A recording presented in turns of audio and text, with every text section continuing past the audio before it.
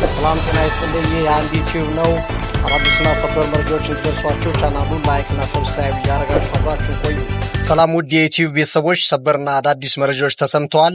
ትኩስና ወቅታዊ ዜናዎች እንዲደርሷችሁ ላይክ እና ሰብስክራይብ እያደረጋችሁ አብራችሁ ይቆዩ። ከኢራን ጋር የምናደርገው ጦርነት ገና አላበቃም ሲሉ የእስራኤሉ ጠቅላይ ሚኒስትር ቤንያሚን ኔታንያሁ ተናገሩ። ጠቅላይ ሚኒስትሩ ከሲቢኤስ ኒውስ ጋር ባደረጉት ቃለ መጠይቅ የኢራን የበለጸገ ዩራኒየም እስካልተወገደ ድረስ ጦርነቱ መቋጫ አያገኝም ብለዋል። ጠቅላይ ሚኒስትሩ እንዳሉት በአሁኑ ሰዓት ለእስራኤል የህልውና ስጋት ዋናውና የመጀመሪያውን ደረጃ የሚይዘው የቴህራን የኒውክሌር ማብለያ መርሃ ግብር ነው ሲሉ አክለው ተናግረዋል። ይህ በእንዲህ እንዳለ በሆርሙዝ ሰርጥ የኢራንን ጥቃት ፈርተው ቆመው ካሉ የንግድ መርከቦች ውስጥ የተወሰኑት የመከታተያ ራዳራቸውን አጥፍተው በሰርጡ እያለፉ መሆናቸው ተሰምቷል። ይህን የሰርጡን አሳሳቢነት የተረዱ አንዳንድ የአውሮፓ ሀገራት ደግሞ በተለይም እንግሊዝና ፈረንሳይ የባህር ኃይላቸውን ወደ ሆርሙዝ ሊልኩ ይችላሉ የሚል ወሬ መሰማቱን ተከትሎ የኢራን አብዮታዊ ዘብ ጠንከር ያለ ማስጠንቀቂያ ሰምቷል።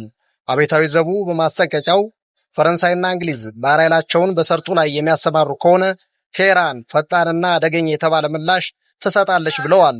በተያያዘ ዜና በአነጋጋሪ ንግግራቸው የሚታወቁት የታላቁ አሜሪካ ፕሬዝዳንት ዶናልድ ጄ ትራምፕ ሶሻል ትሩዝ ላይ ባሰፈሩ ጽሑፍ ከዚህ በኋላ ኢራን አትስቅም ሲሉ ተናግረዋል።